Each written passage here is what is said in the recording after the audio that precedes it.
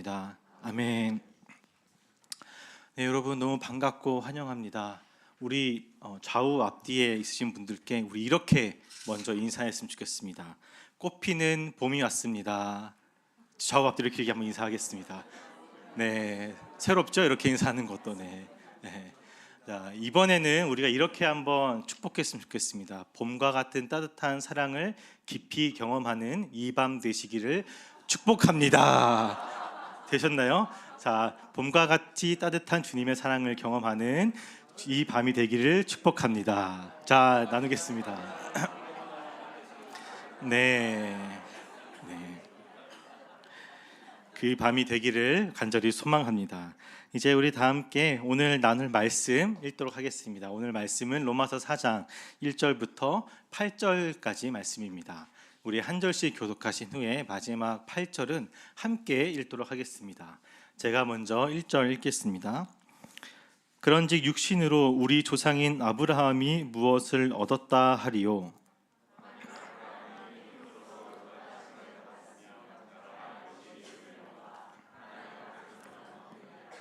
성경이 무엇을 말하느냐? 아브라함이 하나님을 믿음에 그것이 그의 의로 여겨진 바 되었느니라.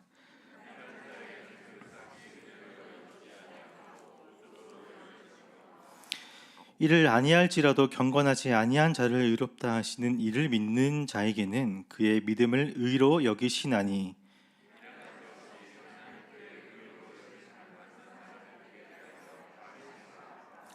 불법이 사함을 받고 죄가 가리워짐을 받는 사람들은 복이 있고 주께서 그 죄를 인정하지 아니하실 사람은 복이 있도다 함과 같으니라. 아멘. 우리가 신앙 생활을 하면서 가장 많이 듣고 또 가장 많이 외치는 단어가 저는 개인적으로 믿음이다라고 생각을 합니다. 예전부터 우리가 뭐 어떤 부흥회나 기도원에 가면 꼭 외치는 그거 외치는 뭐라고 해야 되죠? 그 슬로건이라고 해야 되나요? 외치는 하나의 그 문장이 하나 있죠. 미슈입니다. 이걸 항상 그 부흥회 가면 이렇게 외칩니다. 저만 외쳤던 것 같네요. 신앙과 이 믿음은 뗄래야 뗄 수 없는 관계이기에 우리에게 굉장히 친숙한 단어입니다. 그런데 너무 우리에게 친숙하다라고 생각을 해서 믿음은 우리에게 쉬운 것이다라고 생각하는 것도 하나의 오산이라고 생각이 됩니다. 믿음을 지키는 것만큼 어려운 것도 우리 인생에 없기 때문입니다. 우리의 인생에 아무 일이 없을 때에는 하나님만 생각하면 굉장히 든든하고 감사하게 느껴집니다. 그런데 우리 삶에 작은 고난이 침투를 하게 되면 언제 내가 감사했고 언제 찬양을 했냐는 듯이 이 원망과 한숨이 쏟아져 나오는 것이 우리의 현실적인 모습입니다. 하나님을 붙들어야 합니다. 하나님을 의지해야 합니다. 라는 이 말씀이 평온할 때는 아멘 아멘 이렇게 우리가 받아들였지만 고난이 찾아올 때 당장에 가장 먼저 손을 놔버리는 것은 믿음이 되어버립니다.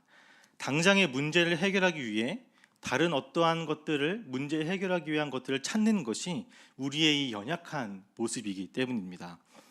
그래서 오늘 저는 오늘 우리가 함께 읽은 로마서 말씀을 통해 조금은 원론적일 수도 있지만 또 우리가 자주 들은 내용이고 익히 잘 아시는 말씀이겠지만 믿음이 무엇인지를 한번 재정립해 보기를 원합니다. 믿음에 대해서 함께 고민해보고 하나님께서 우리에게 이 믿음을 어떻게 우리에게 주시는지 어떻게 믿음을 통해 우리에게 일하시는지를 우리가 이 말씀을 통해 함께 확인하고자 합니다. 바울은 아브라함의 이야기로 오늘 본문을 시작합니다. 이유는 간단합니다. 유대인들은 아브라함을 그들의 조상으로 보기 때문입니다. 이것은 로마서의 특징에서도 잘 나타납니다. 로마서도 이제 바울이 쓴 편지인데 로마에 있는 교회 안에는 크게 두 그룹으로 나뉘어져 있습니다.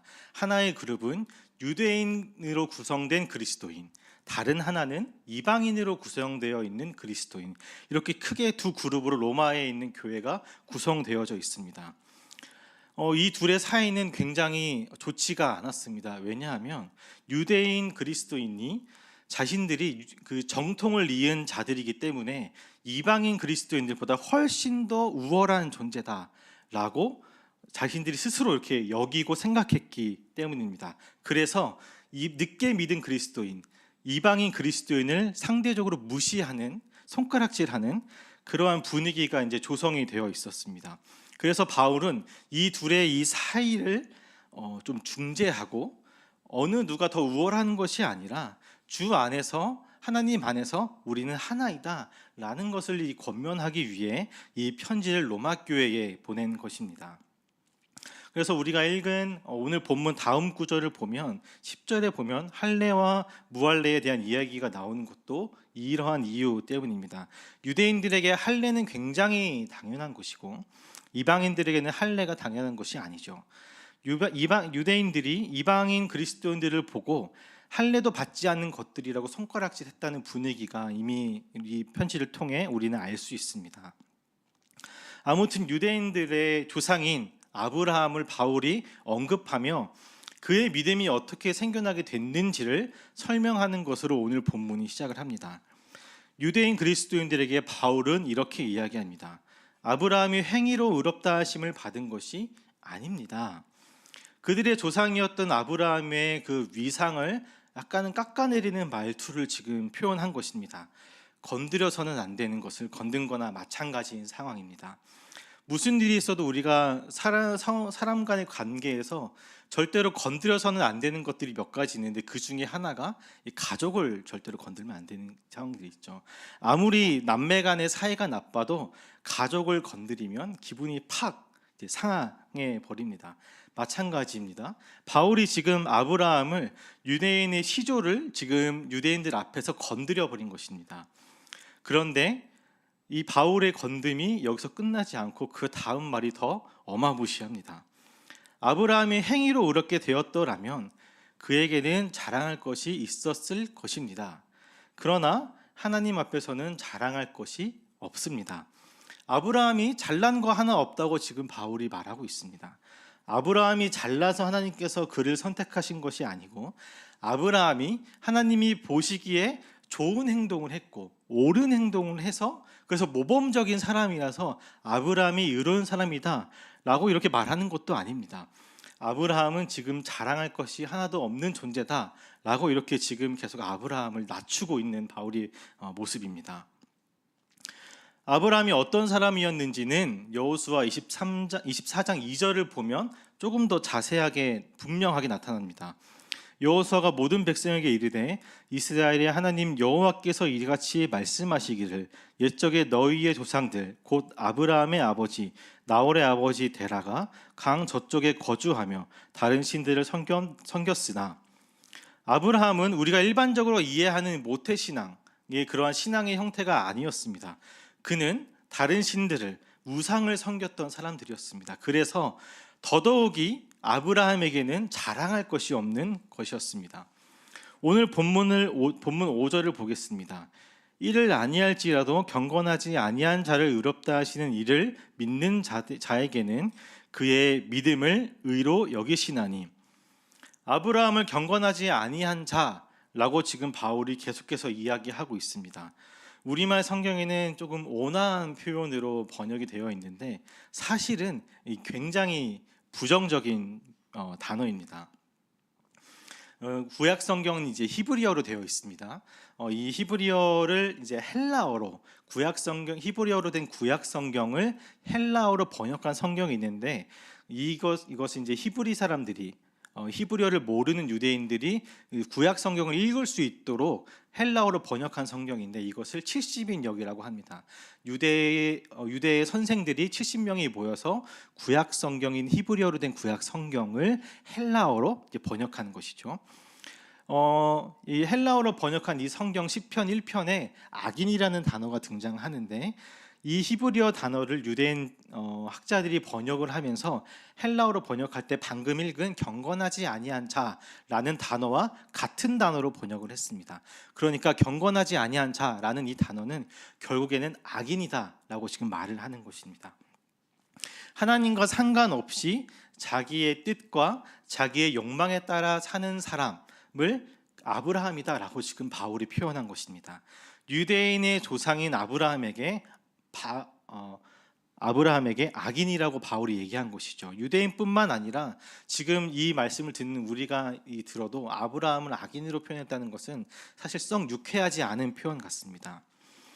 바울이 이렇게까지 유대인들의 조상을 건들면서 악인이라고 한 이유는 오늘 본문 4절부터 6절까지에서 드러나 있습니다. 일하는 자에게는 그 삭시 은혜로 여겨지지 아니하고 보수로 여겨지거니와 이를 아니할지라도 경건하지 아니한 자를 의롭다 하시는 이를 믿는 자에게는 그의 믿음을 의로 여기시나니 일한 것이 없이 하나님께 의로 여기심을 받은 사람의 복에 대하여 다윗이 말한 바. 우리가 어떤 노동력을 제공을 하면 그에 걸맞는 보수를 받아야 합니다. 어느 하나가 부족해도 우리는 이제 부당하다는 생각이 좀 듭니다. 노동력을 제공하지 않고 보수를 받으려는 사람이나 노동력을 제공했으나 보수를 주지 않는 사람, 이 두 사람 다 문제가 있습니다. 제공한 노동력에 정당한 보상을 받는 것은 반드시 필요합니다. 일하는 사람에게 보수를 주는 것은 은혜를 주는 것이 아니라 정당한 것이다 라고 이야기하는 것입니다. 그런데 바울이 지금 말하는 것은 일한 것이 없이 하나님께 의로 여기심을 받는다 라고 말합니다. 아무것도 한 것이 없는데 의롭게 여겨주신다 라는 것입니다. 일을 안 했는데 보수를 준다 라는 말입니다. 심지어 어떤 작은 영향도 끼치지 못했고 오히려 반대로 하나님을 거역했고 하나님으로부터 떠나 있었고 그래서 악하고 더러우며 내 마음대로 살았던 사람에게 하나님께서 의롭게 여기셨다라고 지금 바울이 말하고 있는 것입니다. 경건하지 못한 악인이라서 의로움이라고는 눈꼽만침도 없는 존재들에게 하나님께서 의롭게 여겨주셨다라고 말하는 것이죠. 결국에 바울은 유대 우월주의에 빠진 이들에게 유대인의 조상인 아브라함도 악인이었다. 그 스스로 구원할 능력이 있거나 그가 하나님께 만족을 드릴 만한 어떠한 행위나 일을 해서 의롭게 여겨주신 것이 절대로 아니다. 지금 바울이 이 말을 하고 있는 것입니다. 계속해서 이방인 그리스도인들을 무시하고 손가락질하는 명분은 너희에게 단 하나도 없다. 너희 민족 잘난 거 하나도 없다. 너희가 그렇게 존경하고 너희가 그렇게 조상이라고 떠받들어 모시는 아브라함도 하나님께서 은혜를 주셨기 때문에 의로운 사람이 된 것이다. 이것이 지금 바울이 오늘 본문에서 주장하고 있는 내용인 것입니다. 악인을 의롭다고 여기시는 것은, 악인을 의롭다고 말하는 것은 이 세상에서는 절대로 이해할 수 없는 것입니다.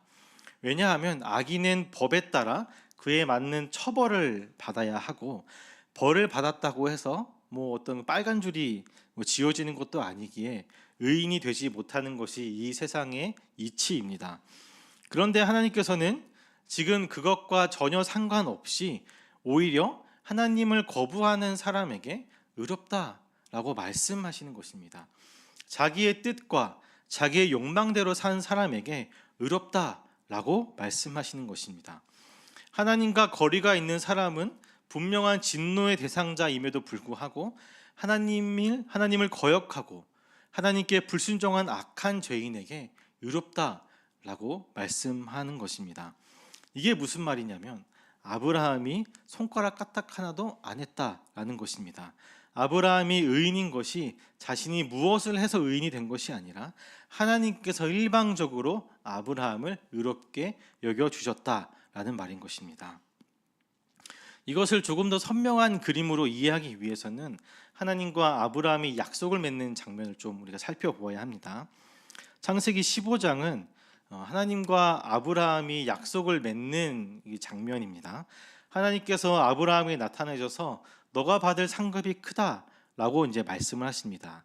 이 말을 들은 아브라함은 하나님께 이렇게 대답합니다. 내 상급이 크다뇨? 그게 무슨 소용입니까? 지금 제 재산 물려받을 자식놈 하나도 없는데 그 상급이 저에게 무슨 의미가 있습니까?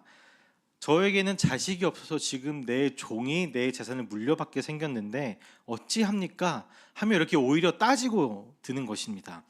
그러자 하나님께서는 아브라함에게 한 가지 약속을 하십니다. 그 약속의 내용은 15장 5절 말씀입니다. 그를 이끌고 밖으로 나가 이르시되 하늘을 우러러 무뼈를 셀 수 있나 보라.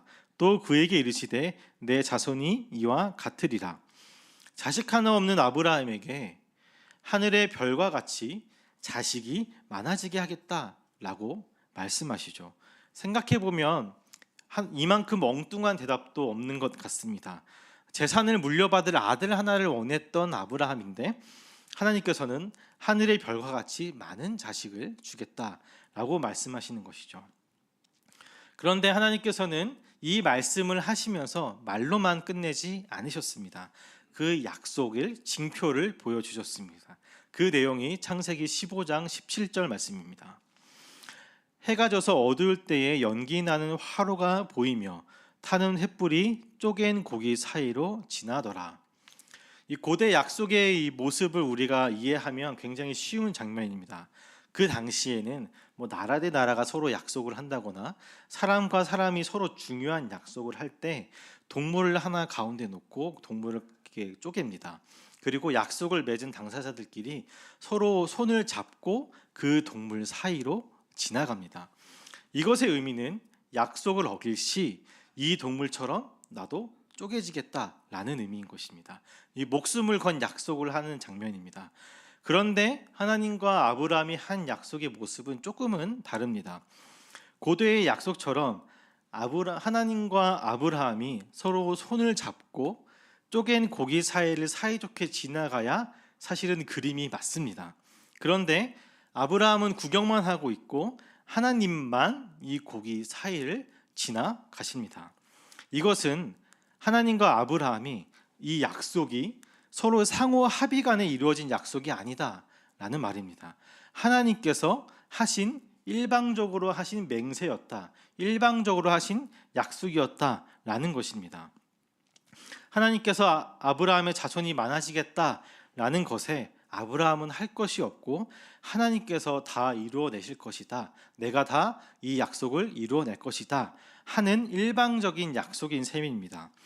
그리고 만약 이 약속이 이루어지지 않는다면 신이신 하나님께서 이 쪼갠 동물처럼 되시겠다라고 약속을 하신 것이죠. 말도 안 되는 이야기이지만 하나님께서는 자신의 전부를 걸고 반드시 이 약속을 지켜내겠다라는 의미의 이 모습인 것입니다. 아브라함이 횃불이 쪼개진 동물 사이를 지나가는 것을 보고 어떤 생각이 들었을까요? 물론 횃불이 고기 사이를 지나가는 모습은 굉장히 신기했을 것입니다. 그런데 그 시대의 약속의 의미를 알았던 아브라함은 하나님께서 반드시 이 약속을 이루시겠구나 라는 확신이 들었을 것입니다. 이 세상에 어떤 신이 자신의 목숨을 걸고 피조물인 인간과 이런 약속을 하는 신이 어디 있을까요? 다른 종교에서 말하는 신은 다 인간이 무엇인가를 바쳐야 하고 인간이 무엇인가를 꼭 해야 하는 것이 다른 종교의 모습인데 지금은 오히려 반대의 상황입니다.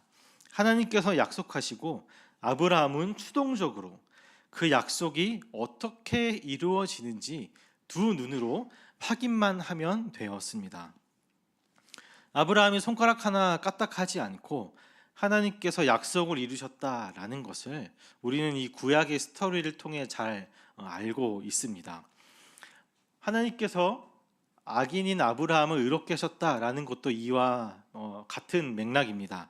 하나님께서 우리를 의롭게 하시는 것에 우리가 어떠한 영향 하나도 끼치지 않았다라는 말입니다.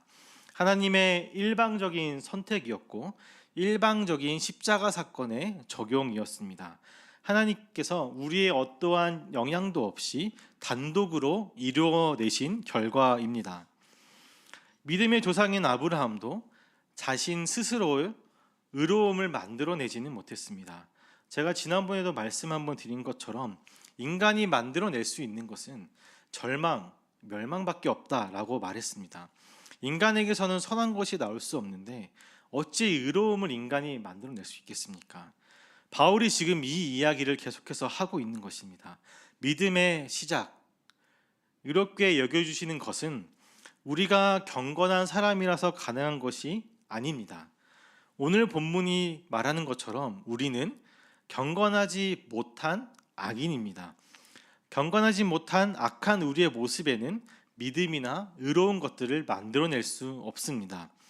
유대인들이 존경하고 그들의 조상이라고 하는 아브라함도 이런 의로움이 없었다. 이것이 지금 바울이 말하고자 하는 이야기인 것입니다. 그래서 우리에게 필요한 것은 단 하나밖에 없습니다. 악인인 우리에게 필요한 것은 결국에는 하나님의 은혜만 우리에게 필요합니다. 우리에게 은혜가 없으면 마치 절벽으로 향해 가는 자동차와 같습니다. 그 자동차는 운전대도 없고 브레이크도 없고 그 차에 타고 있는 우리는 꽁꽁 묶여 있어서 아무것도 할 수 없는, 결국 멸망의 길로 가는 것밖에 할 수 없는 그 자동차에 우리가 타고 있는 것입니다. 누군가가 이 자동차에서 나를 꺼내주지 않으면 살 수가 없습니다. 슈퍼맨 같이 초능력자가 나타나서 차문을 뜯고 나를 끄집어 내줘야 살 수가 있는 것입니다. 이 일을 하나님께서 하셨습니다. 이 땅에 예수 그리스도를 보내셔서 직접 차 문을 뜯고 우리를 그 멸망으로 가는 자동차에서 끄집어 내 주셨습니다. 그래서 멸망의 길이 아닌 믿음의 길, 은혜의 길, 소망의 길로 걸어갈 수 있도록 우리의 방향을 180도 바꿔 주셨습니다. 우리의 방향을 틀어 하나님께서 만들어내시는 길로 걸어가도록 인도하신 것입니다. 그래서 우리는 하나님께서 틀어주신 그 방향대로만 걸어가는 수동적인 의로운 사람이 된 것입니다. 우리는 어떠한 특별한 계기가 있어서 신앙을 시작합니다. 어떤 분은 모태신앙으로 신앙을 시작할 수도 있고, 또 어떤 분은 지나가던 노방전도의 마음의 감동을 받아서 교회에 나오실 수도 있고, 또 어떤 분은 누군가에게 끌려오는 등의 여러 가지 상황과 계기로 교회에 나오게 됩니다. 그리고 하나님을 만나고 믿음이 생겼다라고 고백을 합니다. 그러다 보니 이 믿음이 마치 나의 안에서 발생한 다짐과도 같은 조건으로 작용하는 경우가 있습니다. 나에게 생긴 어떠한 상황적인 계기로 말미암아 내가 믿는 것, 내가 다짐하고 결정한 것이 믿음이다 라고 이제 오해를 하는 것이죠. 하지만 오늘 본문에서는 이것을 철저하게 거부합니다. 믿음은 우리에게서 난 것이 아니다. 믿음의 시작이나 결과나 모든 근거는 하나님으로부터 발생한 것이다. 바울이 강조하고 있는 것이 바로 이것입니다. 그것이 아무리 모든 신앙인의 조상이 아브라함이라고 할지라도 마찬가지다. 바울이 에베소서에서는 이렇게 고백을 합니다. 에베소서 2장 8절 9절의 말씀입니다. 너희는 그 은혜에 의하여 믿음으로 말미암아 구원을 받았으니 이것은 너희에게서 난 것이 아니요 하나님의 선물이라. 행위에서 난 것이 아니니 이는 누구든지 자랑하지 못하게 함이라.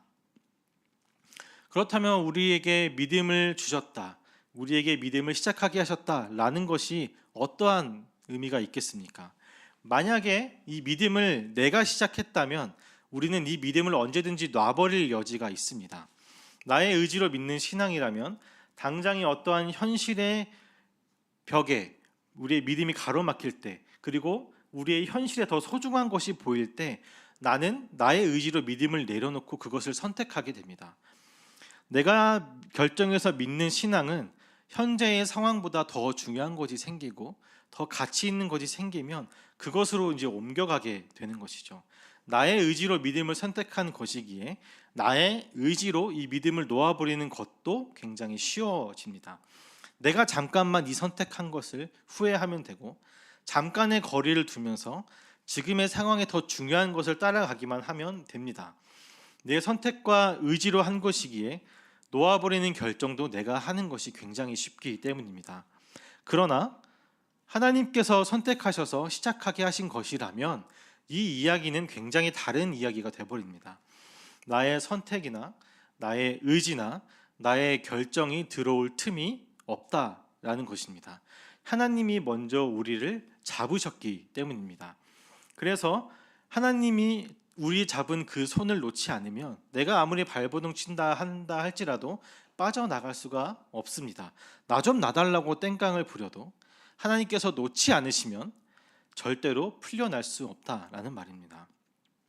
도망가는 것처럼 보여도 어쩔 수 없이 다시 돌아오게 되는 둘째 아들 탕자가 딱 우리에게 어울리는 모습인 것입니다.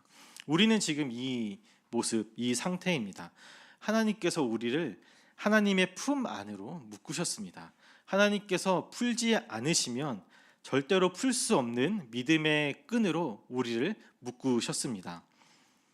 지금의 저를 만드시고 저에게 가장 큰 영향을 주신 은사님이시자 교수님이시자 목사님이신 분이 계십니다. 저는 그분께 굉장히 많은 가르침을 받았고 지금 저의 대부분의 어떤 생각이나 방향성을 그분에게 굉장히 많은 영향을 받았습니다. 그 목사님께서는 세미나나 강의 같은 거를 굉장히 많이 하시는데 그곳에서 종종 이러한 질문이 들어옵니다. 이제 하나의 질문인데 그 질문은 목사님은 왜 하나님을 믿으십니까? 라는 질문입니다. 사실 저는 이 질문을 들으면 굉장히 화가 납니다. 왜냐하면 이 질문부터가 잘못되었다라고 생각하기 때문입니다. 왜냐하면 왜 믿느냐라는 이 말 자체는 어떤 이유로 하나님을 믿기로 결정했느냐라는 뉘앙스로 좀 저는 들리기 때문입니다. 목사님께서 이 질문을 받으시면 자주 받으시는 질문임에도 불구하고 웃으시면서 이렇게 대답을 하십니다.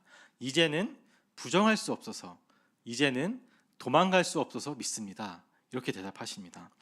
하나님이라는 존재를 거부하려고도 해봤고 교회에 안 나가려고 도망도 가봤고 신학교에 안 가려고 일반 대학이라도 갔고 그 당시 도망갈 수 있는 거 다 해봤는데 결국에 눈 떠보니 신학교에 앉아있고 눈 떠보니 교회에 앉아있더라. 이제 이렇게 대답을 하시는 것입니다. 그래서 이제 이렇게 다짐하셨다고 합니다. 이제 나는 더 이상은 건널 수 없는 강을 건너 버렸구나. 결국에 하나님께 항복하고 붙들린 인생을 사셨다 이제라고 말씀을 하십니다. 하나님이 믿음을 주셨다, 나를 선택하셨다, 나를 붙들고 계신다라는 말은 이런 의미입니다. 다시는 건널 수 없는 강을 건넌 것과 마찬가지입니다. 새로운 판에 우리를 던져 놓으신 것입니다. 내가 아무리 도망가고 하나님의 품에서 벗어나려고 해도 하나님이 우리를 절대로 놓지 않으신다면 이제 우리는 도망갈 수 없는 것입니다. 다르게 표현하자면 내가 하나님을 붙잡기 이전에 하나님께서 나를 그리고 우리를 강하게 붙잡고 계신다라는 말입니다. 더 이상 끊을 수 없는 사랑으로 우리를 붙잡고 계신다라는 말입니다.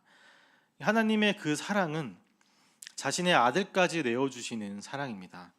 자신의 아들을 그 당시에 가장 흉악한 범죄자가 지었을 때 버린 십자가형을 받도록 하신 사랑입니다.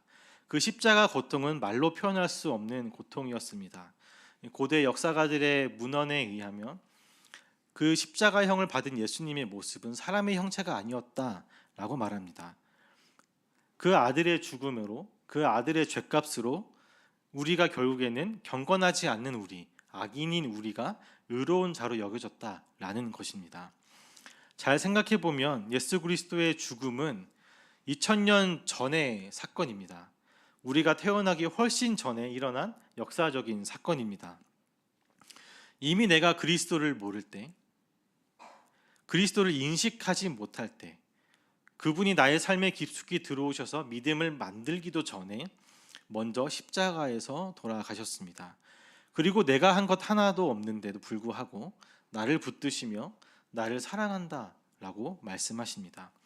우리가 아직 하나님을 모를 때 하나님께서 이미 우리를 위하여 계획하시고 우리를 위하여 일하셨습니다. 이 사랑이 지금 우리를 붙들고 있습니다. 우리의 인생의 신앙에 어떠한 이러한 믿음을 시작하게 하시고 이러한 믿음과 신앙을 붙들게 하십니다. 이 모든 일을 계획하시고 이행하시는 선하신 하나님께서 이제 우리의 인생을 붙드십니다. 우리의 인생을 책임지시고 붙드시며 멸망의 길이 아닌 하나님과 함께하는 길로, 하나님께서 제공하시는 참된 소망의 길로 우리를 인도하십니다. 비록 악인처럼 지금의 모습은 연약하지만 그 하나님께서 우리를 포기하지 않으시며 하나님의 온전한 백성으로 빚어 가십니다. 그러한 삶을 살도록 끝까지 책임지시며 붙들어주고 계십니다. 우리가 고백하는 이 믿음에는, 하나님께서 선물로 주신 이 믿음의 씨앗에는 이렇게 하나님의 사랑과 하나님의 능력과 일하심이 가득 채워져 담겨져 있습니다. 생각하는 것보다 훨씬 더 크고 웅장하며 아름다운 내용들로 그것을 가득 채워주시며, 우리가 이것을 발견하고 그래서 하나님의 뜻에 순종하기를 원하십니다. 우리는 지금 완성된 모습이 아니기에 연약하고 부족한 부분도 많이 있는 것이 사실입니다. 그러나 그 하나님께서 우리를 붙드셔서 점차 완성되어진 모습으로 우리를 이끌어 가실 것입니다. 하나님을 몰랐던 아브라함을 믿음의 조상으로 만드셨던 것처럼 지금 우리의 인생도 동일하게 멋진 신앙을 가진 존재로 만들어 가실 것입니다. 하나님께서 붙드시며 하나님께서 함께 하시는 그 미래는 절대로 절망이 아닌 빛이며 소망이며 기쁨이 가득한 곳입니다. 우리는 지금 이 길에 초대되어서 걸어가고 있습니다. 그 하나님이 과거의 선조들과 함께 했던 것처럼, 과거의 나와 함께 했던 것처럼 앞으로의 인생에 더 풍성한 은혜로 우리를 채워주실 것입니다. 이 소망이 저와 여러분들의 마음속에 풍성하기를 축복합니다. 예수님께서 부활하시기 전까지 주일을 제외한 40일의 기간 동안을 우리는 사순절이다라고 말합니다. 이거 사순절에는 여러 가지 의미가 있지만 이 기간 동안에 하나님을 깊이 묵상하며 예수님의 그 부활을 기다리며 나의 신앙을 점검하고 돌아보는 기간입니다. 우리는 지금 이 사순절의 기간을 보내고 있습니다. 이 시간을 매년 오는 당연한 그 시간으로 여기지 않으셨으면 좋겠습니다. 나를 위해 이 땅에 오신 예수 그리스도를 묵상하며 하나님께서 우리에게 선물로 주신 이 믿음을, 지금까지 나를 어떻게 돌아오셨는지를 한번 돌아보시기를 권면합니다. 시간이 지나야 깨닫는 것이 많이 있듯이 하나님께서 펼치신 일들을 돌아보면 하나님이 정말로 나를 사랑하고 하나님이 정말로 나를 붙들고 계신다는 사실을 직접 목도하게 되실 것입니다. 남은 한 주간의 이 사순절 기간 동안 하나님을 깊이 묵상하시며 우리를 붙드시는 하나님의 손길을 발견하시기를 축복합니다. 이 시간 함께 찬양하고 기도하겠습니다. 괴로울 때 주님의 얼굴 보라, 함께 찬양합니다.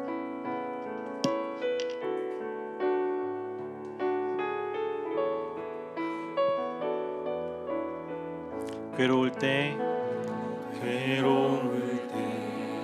주님의 얼굴 보라, 평화의 주님 바라보아라. 세상에서 시달린 친구들아, 위로의 주님 바라보아라. 눈을 들어 주를 보라. 내 모든 염려 주께 맡겨라. 슬플 때에 주님의 얼굴 보라. 사랑의 주님 안식 주님, 힘이 없고 내 마음 연약할 때 능력의 주님 바라보아라.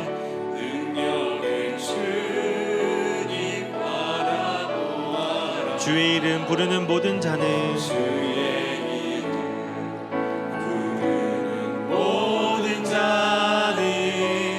힘주시고 늘. 우리 한 번만 더 고백합니다. 힘이 없고 내 마음 연약할 때,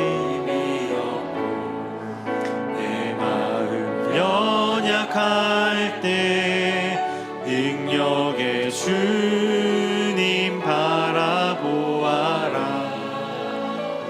주의 이름 부르는 모든 자는 힘주시고 늘 지켜주시. 눈을 들어 주를 보라. 눈을 들어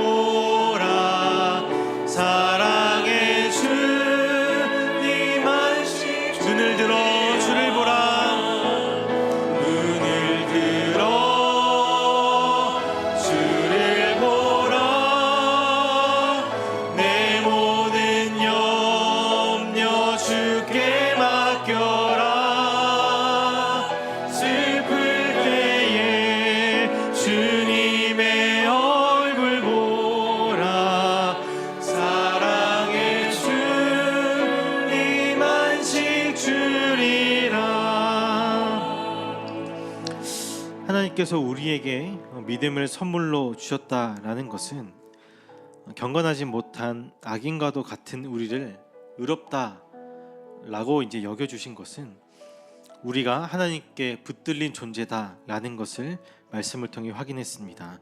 하나님께서 우리를 붙드셨기에 우리가 아무리 도망가고 또 아무리 벗어나려고 발버둥 쳐도 하나님이 놓지 않으시면 절대로 우리는 풀려날 길이 없습니다. 그런데 하나님은 우리를 잡은 그 두 손을 절대로 놓지 않으십니다. 우리는 우리 하나님을 놓았다가 다시 잡았다가 하는 연약한 존재이지만 하나님께서는 당신이 선택한 백성을 절대로 포기하지 않으시고 당신의 나라에 걸맞는 존재로 만들어 가십니다. 이 시간 우리를 붙드시는 그 하나님께 이렇게 같이 기도했으면 좋겠습니다. 나를 붙들어 주신 하나님, 하나님은 언제나 나를 향한 변함없는 사랑을 베풀어 주시는데 연약함으로 하나님을 거부하고 하나님의 손에서 떠나려고 하는 경건치 못한 것이 바로 우리입니다. 하나님보다 이 세상의 것을 더 사랑하며 하나님께서 주시는 넓고 깊은 은혜보다 지금의 내 현실에 안주하여 하나님의 능력을 제한하는 악인입니다. 내 마음대로 살아가고 싶고 내가 원하는 대로 결과가 나와야만 만족하는 연약한 존재입니다. 그러나 하나님은 그럼에도 불구하고 언제나 나를 붙드시는 하나님을 기억하며 우리가 다시 하나님께 돌아오는 은혜가 있도록 인도하여 주시옵소서. 힘들고 연약할 때 나를 잡은 하나님의 그 손을 뿌리치려고 하는 것이 아니라 우리에게 더 큰 은혜를 예비하시고 더 선한 길로 인도하시는 하나님을 바라보기 원합니다. 현실적인 방법을 찾기에 급급한 연약한 악인의 모습이 아니라 그 문제보다 더 크시며 온 우주를 창조하시고 다스리시는 전능하신 하나님을 내가 바라보기 원합니다.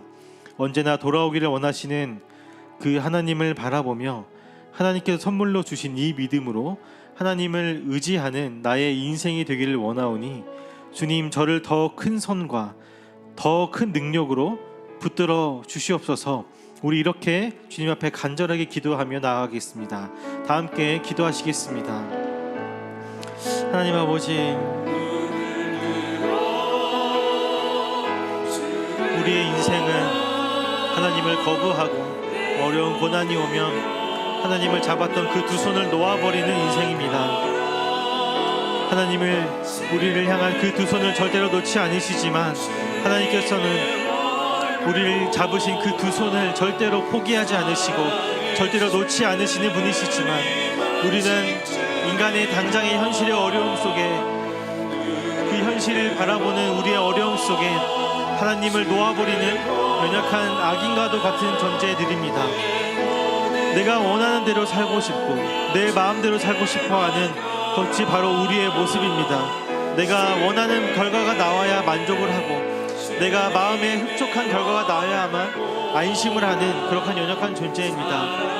아버지 하나님, 나의 이 연약한 존재, 이 나의 이 모습을 주님 용서하여 주시고 온전히 하나님을 붙들며 하나님께서 붙들으신 그 인생이 나의 삶을 선한 길로 인도하시다는 그 확신이 우리 가운데, 나의 마음 가운데 있기를 소망합니다. 주님, 나를 잡으신 그 손을 내가 뿌리치려고 하는 것이 아니라 나를 잡으신 그 손을 내가 거부하고 나를 잡지 말라고, 나를 놓으라고 내가 하나님을 원망하는 것이 아니라 그 문제보다 더 크신 하나님을 바라보며 그 문제보다 더 크신 하나님을 내가 의지하며 그 문제보다 더 크신 하나님, 더 좋은 곳을 예비하시고 더 선한 길로 인도하시는 그 하나님을 내가 바라보며 내가 나를 붙드신 그 하나님을 의지하는 그 믿음이 나의 마음속에 굳건하여지기를 소망하오니 주님, 나의 마음속에 허락하신, 나의 마음속에 선물로 주신 그 믿음이 내가 온전히 주님을 바라고 주님을 의지하는 믿음으로 더욱더 강건하여 줄 수 있도록, 더욱더 든든해질 수 있도록 주님 인도하여 주시옵소서.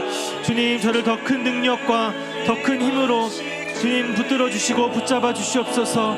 아버지 하나님, 내가 주님의 손에 붙들린 인생이 되기를 원합니다. 주님께서 인도하시는 선하신 방향대로 순종하며 이끌려가는 나의 인생이 되기를 원합니다. 주님, 내가 그러한 삶을 살 수 있도록 주님 인도하여 주시옵소서. 내가 그러한 인생이 될 수 있도록 주님 인도하여 주시옵소서.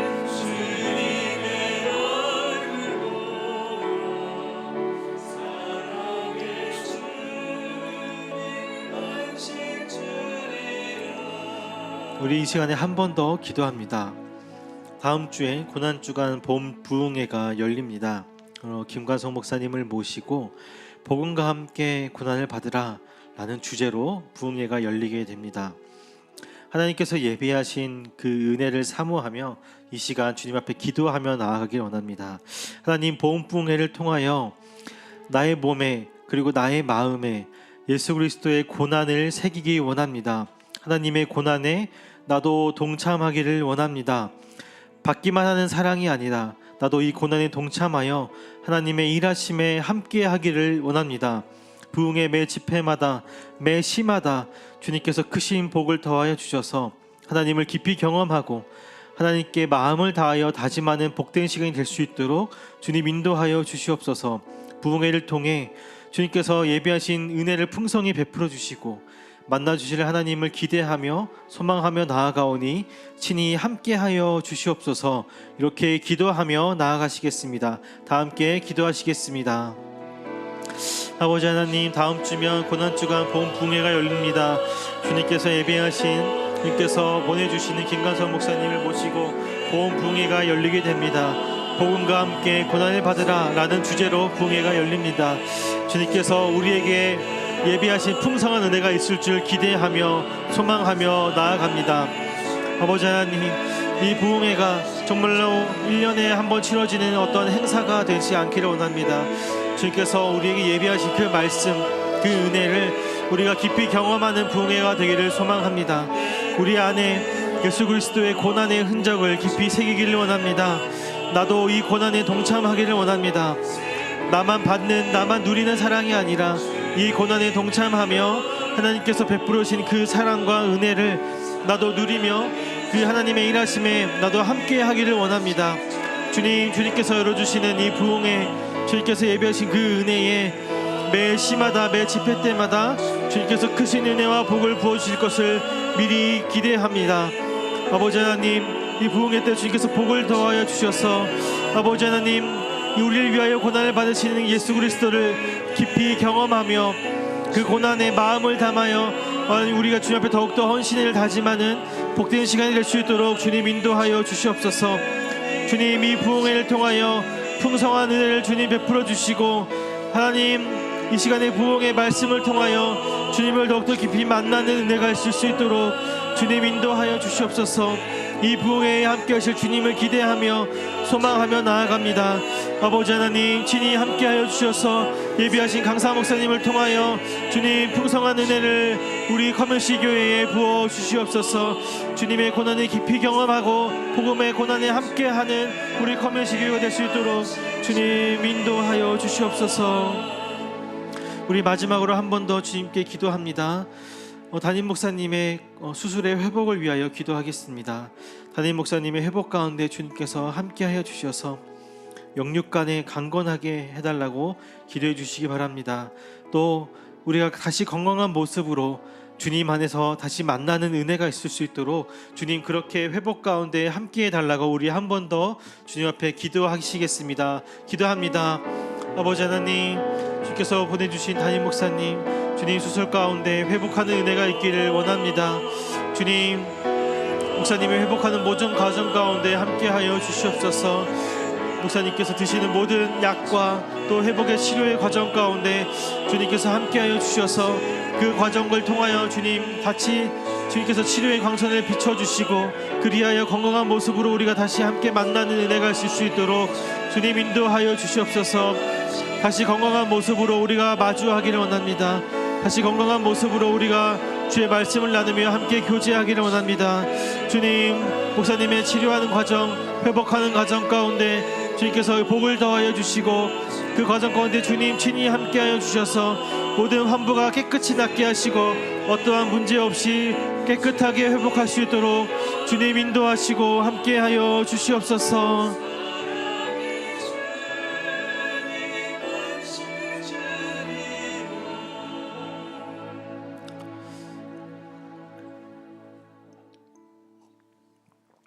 사랑과 은혜가 풍성하신 하나님 아버지, 우리는 이제 세상으로 나아갑니다. 그 세상은 우리를 절망으로 이끄는 세상입니다. 그 세상은 우리를 멸망과 파멸로 이끄는 세상입니다. 하지만 우리는 우리의 연약함은 이 세상의 길이 하나님께서 열어놓으신 길보다 더욱더 현실적이라고 생각하며 그것을 더 좋아하며 그것에 더 끌리는 악인과도 같은 존재들입니다. 이런 우리의 연약함을 주님 붙들어 주시옵소서. 우리를 놓지 않으시고 우리를 언제나 선한 길로 인도하시는 하나님의 붙드심이 우리와 함께하고 있다는 그 사실을 기억하며 세상의 이치를 바라보는 것이 아니라 하나님의 은혜를 바라보는 은혜가 있도록 인도하여 주시옵소서. 그리하여 하나님께서 선물로 주신 믿음 가운데 빛의 자녀로 온전한 하나님의 나라의 백성의 모습으로 이 세상을 오히려 고쳐나가며 변화시켜 나가는 우리가 될 수 있도록 주님 인도하여 주시옵소서. 하나님을 몰랐던 아브라함을 믿음의 조상으로 만드신 그 하나님이 나와도 함께함을 확신합니다. 그리고 그 일을 우리에게 동일하게 펼쳐주실 것을 기대합니다. 우리를 사랑하시는 예수 그리스도의 이름으로 기도합니다. 아멘. 다 함께 주기도문 하심으로 예배를 마치겠습니다. 하늘에 계신 우리 아버지여, 이름이 거룩히 여김을 받으시오며 나라가 임하시오며 뜻이 하늘에서 이루어진 것 같이 땅에서도 이루어지이다. 오늘날 우리에게 일용할 양식을 주옵시고 우리가 우리에게 죄 지은 자를 사하여 준 것 같이 우리 죄를 사하여 주옵시고 우리를 시험에 들게 하지 마옵시고 다만 악에서 구하시옵소서. 내게 나라와 권세와 영광이 아버지께 영원히 있사옵나이다. 아멘. 계속해서 기도하고 개인적으로 돌아가시겠습니다. 기도하시겠습니다. 하나님 아버지 감사합니다. 아버지 하나님, 오늘 예배 가운데 함께 하신 주님, 우리가 더욱더 하나님을 의지하며 더욱더 하나님을 바라는 은혜가 있을 수 있도록 도와주시옵소서. 나를 붙드시고 나와 함께 하시는 그 주님을 내가 의지하며 그 하나님을, 나를 붙드시는 그 하나님을 내가 더욱더 소망하며 살아가는 내 인생이 될 수 있도록 주님 인도하여 주시옵소서. 아버지 하나님의 그 선하신 손길과 하나님 아버지께 주신 그 믿음을 가운데 아버지 하나님, 나를 붙드신다는 그 소망이 내 마음속에 절대로 흔들리지 않기를 원합니다. 주님께서 인도하여 주시옵소서.